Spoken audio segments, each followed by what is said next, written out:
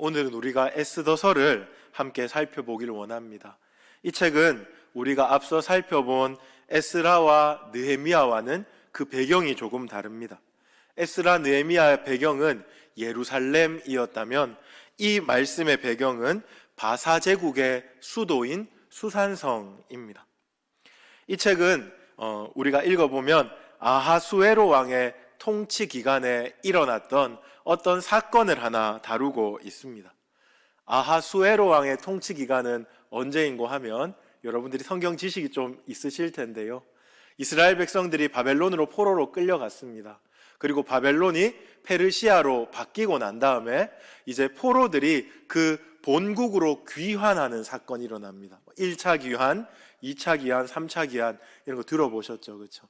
아하수에로가 다스리던 그 시기는 1차 귀환과 2차 귀환 그 사이의 어느 시점이다. 여러분들이 그렇게 이해하시면 되겠습니다.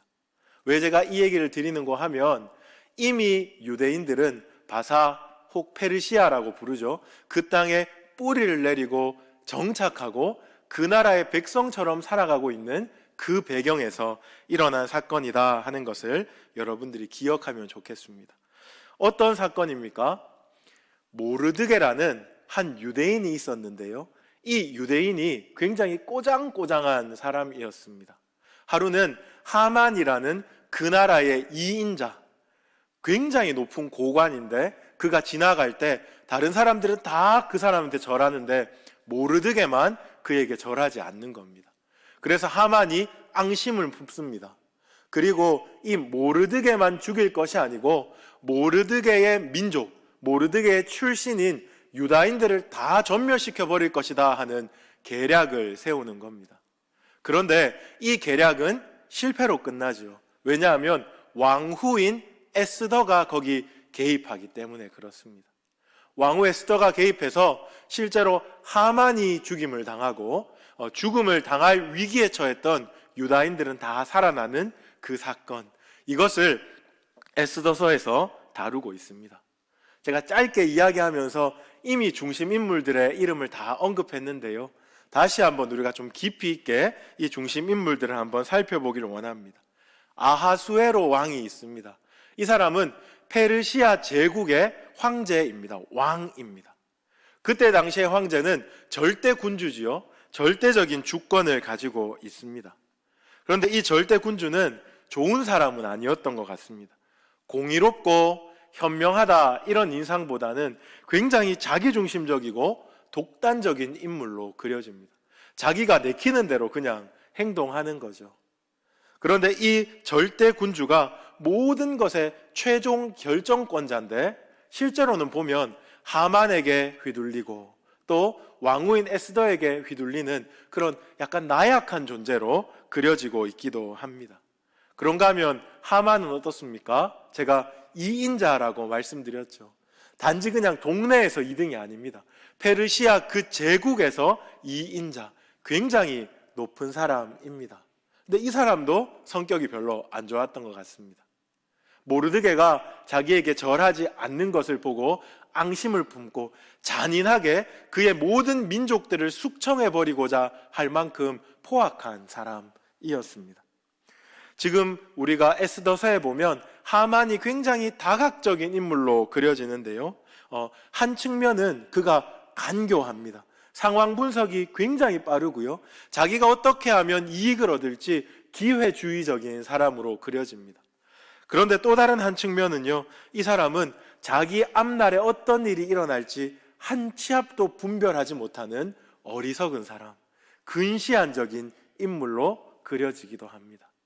이 우리가 아하수에로와 또 하만에 대해서 함께 살펴보았는데요. 또 이제 두 인물이 남았지요. 바로 모르드게와 에스더입니다. 이들은 여러분들이 너무나 잘 알고 계실 겁니다. 유명한 인물이기 때문에 그렇습니다. 에스더는 누구입니까? 제가 말씀드렸듯이 유대인으로서 그 페르시아 제국의 왕후가 되었던 그런 인물입니다. 성경을 읽어보면 에스더는 신앙심도 투철했을 뿐만 아니라 굉장히 여성으로서는 큰 포부와 용기를 가지고 있는 그러한 사람이었습니다. 이 에스더의 손을 통하여서 이스라엘 민족 유다인들이 모두 구원을 얻는 그런 은혜를 입게 되지요. 그런가 하면 모르드게는 이 책에서 에스더만큼이나 중요한 인물입니다. 모르드게는 사실 사람들이 많이 헷갈려 합니다. 에스더의 삼촌 혹은 에스더의 양부 이렇게 헷갈려 하는데, 실제로 말씀을 꼼꼼히 보면 모르드게는 에스더의 사촌 오빠입니다. 나이 차이가 많이 나는 사촌 오빠. 근데 에스더가 어렸을 때 에스더의 부모님들이 다 죽게 되거든요. 그래서 그 사촌 오빠인 모르드게가 마치 양부처럼 지금 에스더를 쭉 길러왔습니다. 왕후가 되고도 모르드게는 에스더에게 많은 영향력을 끼치는데요. 에스더는 모르드게의 이야기를 듣고 결정과 선택을 내리는 일이 참으로 많이 있었습니다. 그러므로 지금 에스더가 유대인들을 구원했다라고 볼 때 에스더만의 일이 아니고 모르드게와의 합작품이다, 이렇게 여러분들이 이해하시면 좋겠습니다.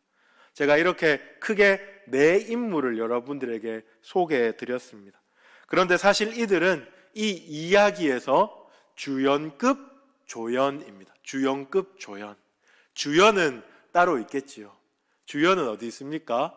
주연은 집에 있습니다. 이러면 안 되고, 주연은 바로 우리 하나님입니다. 하나님. 에스더서에서 하나님의 이름은 실제로 한 번도 등장하지 않습니다. 성경에 딱 두 권에서 하나님 이름이 실제로 등장하지 않는데, 하나는 아가서이고요. 또 다른 하나는 이 에스더서입니다.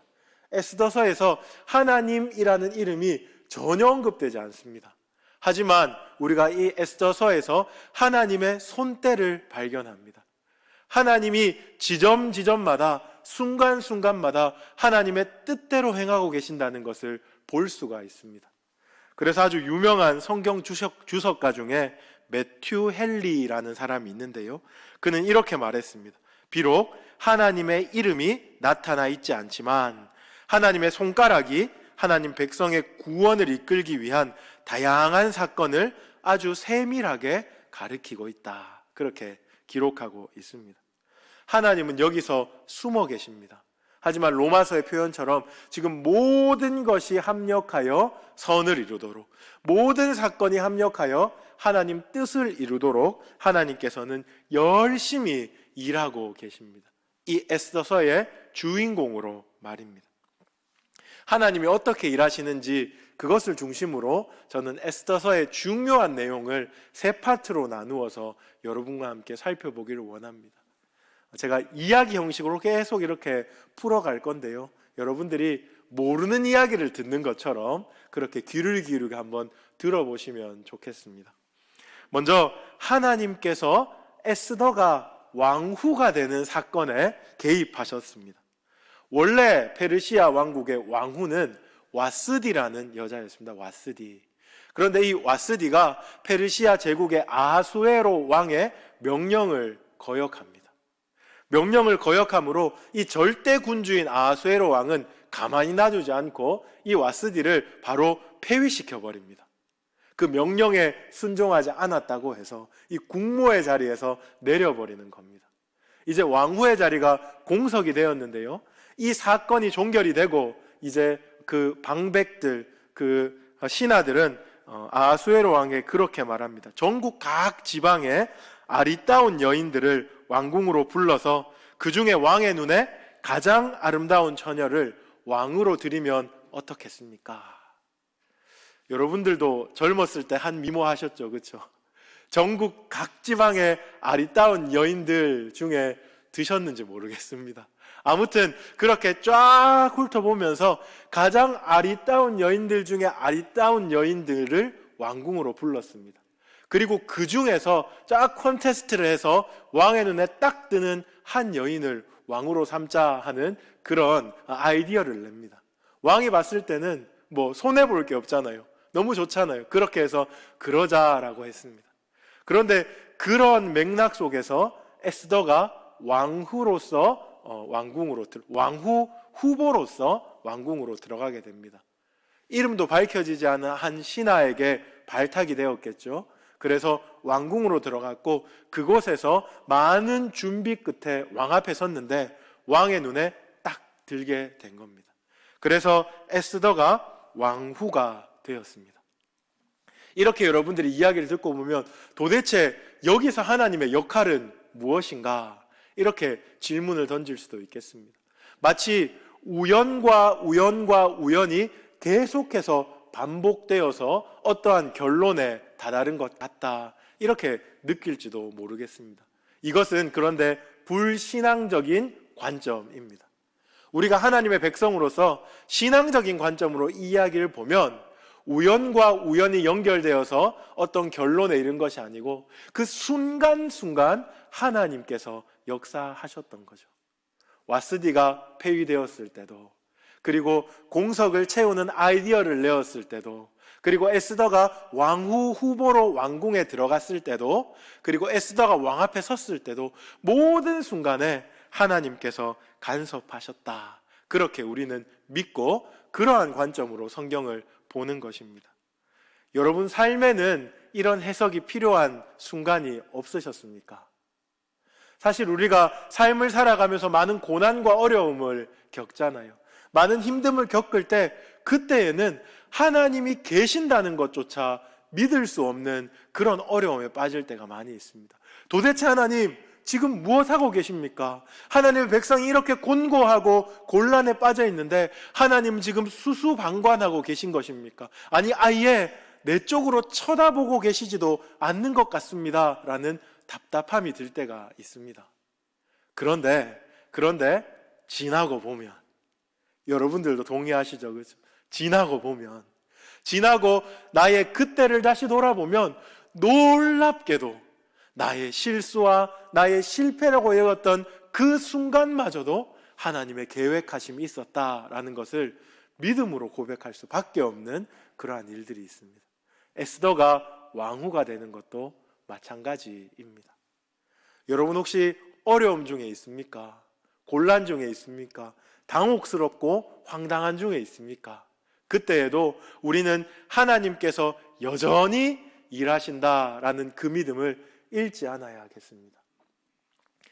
많이 들어서 좀 진부한 예화일 수 있겠지만 저는 이러한 말씀을 읽을 때 가장 강하게 떠오르는 기억은 제가 유학 준비를 하다가 유학에서 미끄러지고 그 미국 영사관에서 비자를 받지 못해서 그 앞에서 정말 황망하게 하늘을 쳐다보며 내 인생은 여기서 끝난 게 아닌가 이렇게 한숨을 쉬고 있을 때 그 장면과, 그리고 그러고 나서 6개월도 채 안 되어서 우리 장인어른 간암에 걸려서 간을 공여받아야 하는데 누가 간을 줄 수 있을까 고민하고, 또 제가 기도했을 때 하나님이 네가 줘라 했을 때 그 장면과, 그리고 지금 우리 장인어른이 고향교회 안수집사가 되어서 매주일마다 성경책 끼고 교회에 가고 또 그 자리에서 개수하고 이런 것들, 그 장면과 이 세 가지 장면이 너무 오버랩되어서 떠오르게 됩니다.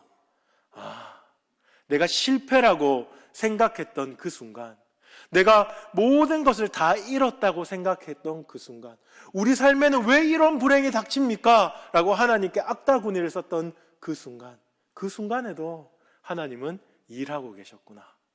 그런 것들을 많이 그리고 깊이 깨닫게 됩니다. 제가 저의 개인적인 이야기를 드리는 이유는 여러분 개인사에서도, 여러분 개인적인 이야기 속에서도 이런 것들을 자꾸 발견하시면 좋겠어요. 우리 인생은 우연히 겹쳐서 어떤 결과를 내는 것이 아닙니다. 하나님의 계획과 섭리 속에서 디자인되어 가고 있다라는 그 사실 기억할 수 있기를 바랍니다. 그런가 하면 하나님은 또 언제 일하십니까? 하나님은 모르드게를 높이고 하만을 낮추실 때 하나님은 일하십니다. 모르드게가 성전 문에 앉아 있었습니다. 그런데 성전 문지기인 두 사람이 왕 욕을 하기 시작합니다.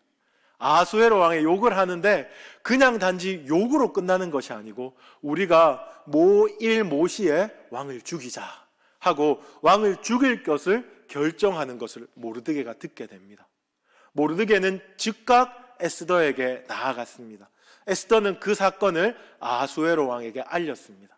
그래서 아하수에로 왕은 목숨을 부지하게 되지요. 근데 그 사건은 어떠한 포상도 없이 그냥 끝나버렸습니다. 한참 시간이 지난 후에 어떤 사건 때문인지는 모르겠지만 아하수에로 왕이 잠을 이룰 수 없는 어떤 불면의 밤을 보내고 있었습니다. 잠이 너무 안 오면 우리는 스마트폰을 보잖아요. 아하수에로 왕은 왕의 역대일기를 꺼냈던 것 같습니다.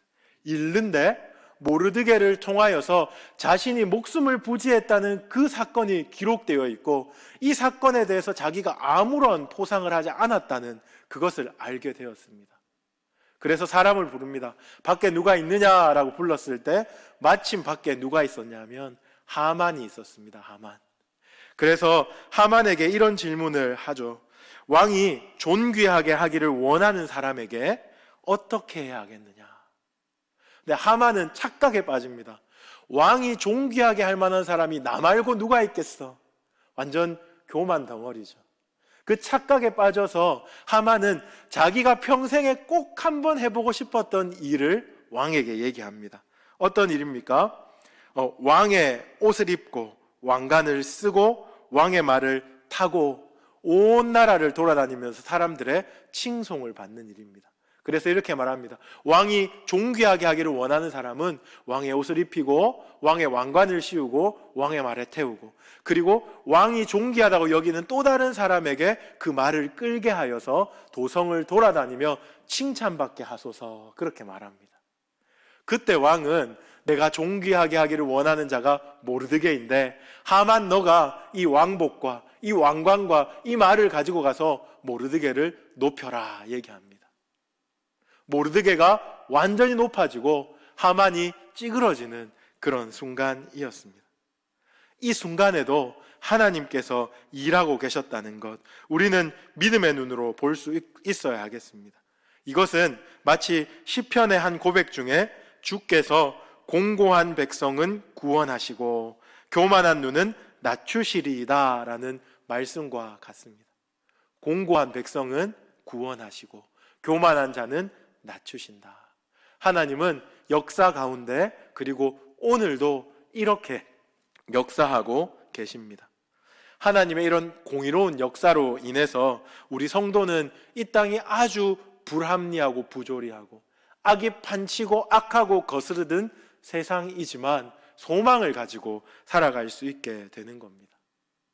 우리가 이 땅을 살아갈 때 참으로 불합리한 상황, 신앙 때문에 어려움을 당할 때 우리 마음에 어떤 소망을 품습니까? 주님이 오셔서 보수하실 것이다. 주님이 오셔서 마침내 신원하실 것이다.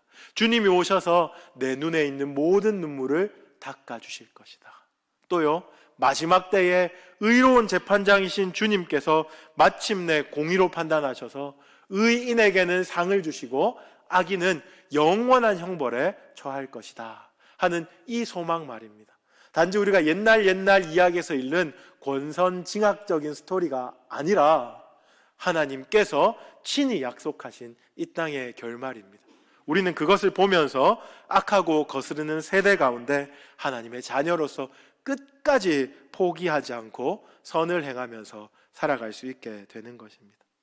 마지막으로 한 사건을 더 다뤄볼까 하는데요, 바로 유대인들을 하만의 손에서 건지시는 그 일입니다. 지금 하만이 유대인들을 몰살시킬 계획을 세웁니다. 제가 말씀드렸듯이 이 모르드게가 하만에게 절하지 않았기 때문에 모르드게의 민족을 다 죽여버릴 것이다 하고 하만은 잔인한 계획을 세웁니다. 이 계획을 하만은 에스더에게 알리죠. 알리면서 이렇게 말합니다. 너가 왕 앞에 나아가서 너의 민족을 위하여서 왕에게 구하라. 그때 에스더는 어떻게 대답합니까? 그 누구도 왕이 부르지 않는데 왕 앞에 나가면 목숨을 부지하기 어렵습니다.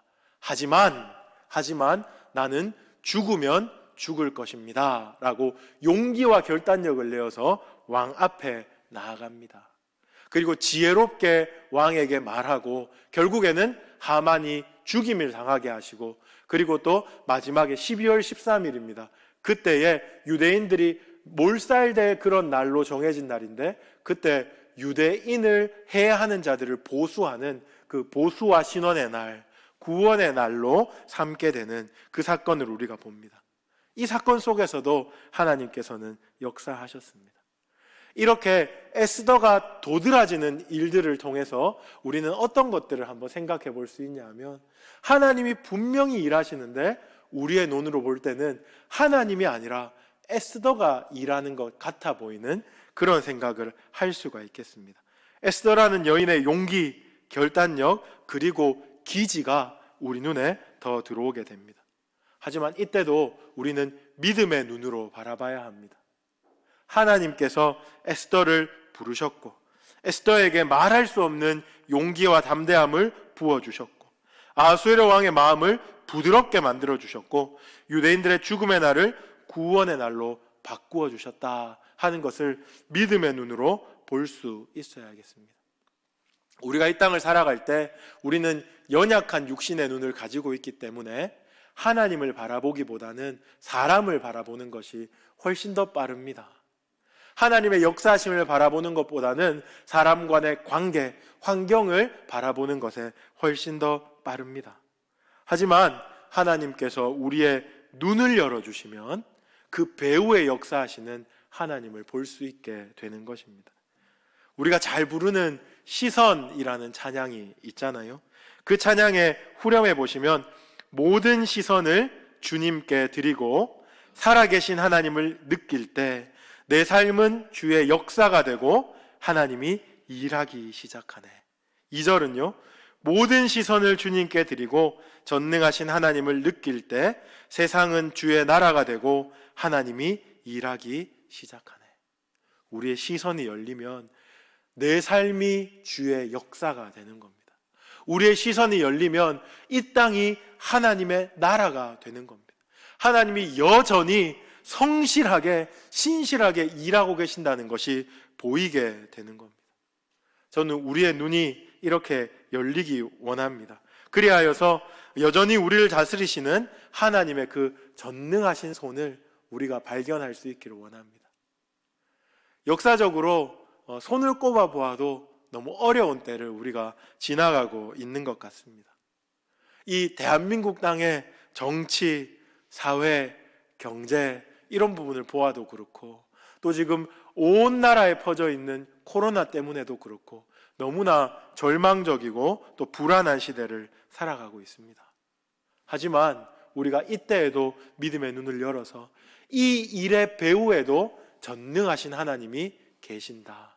하나님께서 모든 것에 합력하여 선을 이루실 것이다 라는 것을 믿는 믿음으로 살아가야 하겠습니다. 이렇게 역사를 해석하고 이렇게 우리 삶을 해석할 때에 우리는 믿음으로 승리할 수 있을 줄 믿습니다. 제가 이제 그 에스더서 나오는 가장 중요한 세 가지 이야기를 하나님께서 역사하신다라는 것과 관련지어서 말씀을 드렸는데요. 여러분 중에 제가 하는 이야기가 좀 이해가 안 되는 분들 계시면 에스더의 스토리를 잘 모르는 겁니다. 그러니까 집에 가셔서 한 번 더 에스더서를 처음부터 끝까지 얼마 안 되거든요. 한번 쭉 읽어보시면 좋겠습니다.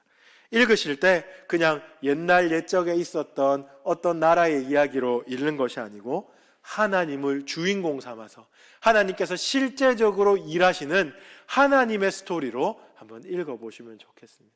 그러면 이 에스더를 읽을 때 우리는 그 어떤 성경을 읽을 때보다 더욱더 믿음이 자라는 것을 경험하게 될 것입니다. 이제 저는 이 이야기를 통하여서 두 가지 중요한 핵심 포인트를 여러분과 함께 좀 나누기 원하는데요. 에스더서에서 하나님이 우리에게 분명히 말씀하고 싶어 하시는 그 두 가지입니다. 첫째 하나는요, 하나님께서는 반드시 그의 원수들을 처벌하신다라는 이야기입니다. 하나님은 반드시 그의 원수들을 처벌합니다. 에스더서가 하나님의 구원의 이야기인데요, 그 구원의 이야기로 가기까지 유혈낭자한 스토리가 펼쳐지잖아요. 그렇죠? 하만이 높은 장대에 들려서 죽습니다. 그리고 12월 13일 날 이제 유대민족이 말살당하기로 했던 그날에 유대민족은 칼을 꺼내고 무기를 꺼내서 유대인들을 죽이려고 하는 자들, 평소에 유대인의 원수로 행하던 자들을 다 죽여버립니다. 다 죽였는데 또 하루만 더 주십시오 해서 또 죽입니다. 이런 죽이는 사건이 계속 반복됩니다. 그리고 이것이 하나님의 구원이다라고 말합니다. 성경을 잘 모르는 사람, 하나님을 잘 모르는 사람은 이런 역사들을 읽으면서 수긍이 안 될 겁니다. 이 유혈낭자한 사건의 중심에 하나님이 있다라는 그 사실에 대해서 말입니다. 하지만 생각해 보십시오. 공의로운 심판에는 반드시 처벌이 있어야 합니다. 이것은 성경적인 원리이기도 하지만 우리가 보편적으로 일반적으로 가지고 있는 그런 원리입니다. 심판에 처벌이 없다면 공의는 완전히 무너져 버리겠죠. 니는 내랑 친하니까 봐주고, 니는 예쁘게 생겼으니까 봐주고, 니는 돈 많으니까 봐주고, 니는 아직 어리니까 봐주고, 다 눈 감아주면 그것이 사랑의 실현이 아니고 체계의 붕괴로 이어집니다. 모든 것이 무너져 버립니다. 그래서 공의로운 심판에는 반드시 처벌이 따라야 합니다. 그래서 우리 주님도 십자가를 지셨지요. 우리가 죽을 수밖에 없는 죄인인데 이 죄에 대한 용서의 대가가 필요했던 것입니다. 처벌당하는 누군가가 있어야 우리의 용서가 실현되기 때문에 우리 하나님이신 예수님께서 그 유혈낭자한 모습으로 십자가에서 죽으신 것이 아닙니까? 우리가 이것을 믿고 있다면 이 에스더서 마지막에 나온 이 심판의 사건을 그냥 가벼이 여길 수 없을 것입니다. 공의로운 심판은 반드시 있습니다. 그리고 마지막까지 회개하지 않는 죄인은 결국 하나님의 심판을 면할 수가 없습니다. 예수님께서 말씀하신 것처럼 바깥 어두운 곳에서 슬피 울며 이를 갈미 있으리라. 섬뜩하잖아요, 그렇죠? 이것이 우리 주님이 말씀하신 말씀인데 우리가 이 하나님이 그 심판을 연기해 주시는 이 은혜의 때에 그러므로 회개하고 전도하는 일에 힘써야 하겠습니다. 하나님의 심판은 반드시 있다 하는 것이 에스더서의 중요한 하나의 주제입니다. 그런가 하면 마지막으로요, 한 가지 교훈을 더 살펴보고자 하는데요, 에스더서에는 하나님이 자기 백성을 확실히 구원하실 것을 말하고 있습니다. 진짜 유대인들은 죽음 직전까지 갔습니다. 에스더 왕후가 아니었다면, 또 에스더 왕후를 어여삐 여기지 않았다면 아수에로 왕이, 그들은 그냥 죽는 거였어요.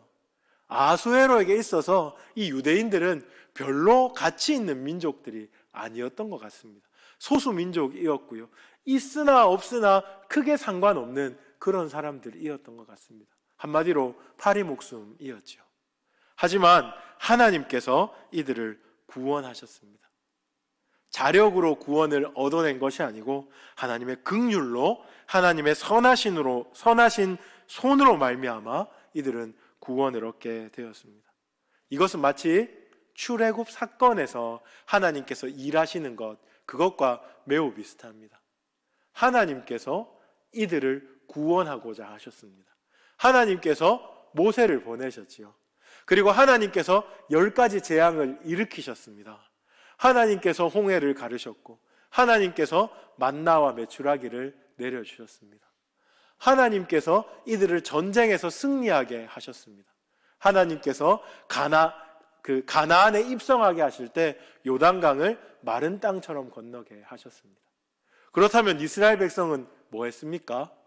이스라엘 백성은 그 하나님의 뜻에 순종하고 따라갔을 뿐입니다.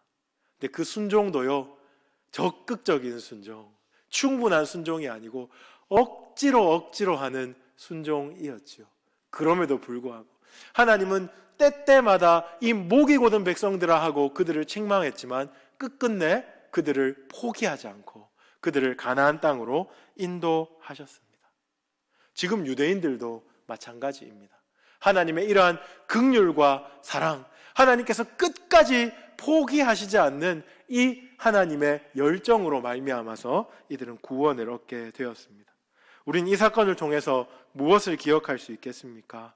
이 사건이 우리에게 의미하는 바는 무엇입니까? 우리가 하나님의 백성이라면 하나님이 우리를 끝까지 포기하지 않으신다는 것을 믿어야 한다라는 결론에 이르게 됩니다. 그 어떤 상황이라도, 그 어떤 순간이라도 이런 고백이 뻔뻔스럽게 여겨지는 그런 내 죄 중에 있는 상황이라도, 이러한 고백이 마치 그냥 허공을 치는 울부짖음 같이 보이는 정말로 어려운 그 순간이라도 하나님은 하나님의 백성을 절대로 포기하지 않으신다. 그것을 우리는 믿을 수 있어야겠습니다. 모세가 홍해 앞에서 이스라엘 백성에게 너희는 가만히 있어 주가 하나님 되심을 알지어다, 그렇게 말씀했습니다. 우리는 우리 자신에게 자꾸 이렇게 선포해야 됩니다. 가만히 좀 있어라. 가만히 좀 있어라. 그리고 주님이 너의 하나님 되심을 인정해라. 믿어라. 신뢰해라. 이렇게 나 자신에게 그렇게 선포할 수 있어야 하겠습니다. 말씀을 마무리하겠습니다. 오늘 우리는 에스더서 말씀을 통해서 하나님이 역사의 주관자 되심을 다시 한번 깨달았습니다. 그 역사의 주관자이신 하나님을 믿는 백성으로 우리가 무엇을 선택하고 어떻게 행해야 되는지도 함께 생각해 보았습니다. 우리는 하나님 앞에 미우나 고우나, 우리가 볼 때는 미우나 고우나인데 하나님은 우리를 아리따게 여기십니다. 아하수에로 왕이 에스더를 딱 봤을 때 뿅 같잖아요, 그렇죠? 그런데 그것과는 비교할 수도 없이 하나님 눈에 우리는 아름답습니다. 믿으십니까? 할렐루야. 아멘. 이것을 믿으셔야 돼요. 하나님 눈에 우리는 그렇게 아름답습니다. 그러므로 성도의 삶에는 하나님 은혜가 있다는 것을 여러분들이 반드시 믿으실 수 있기를 바랍니다. 세상을 두려워하지 않고 믿음의 눈을 열어서 하나님을 보십시오.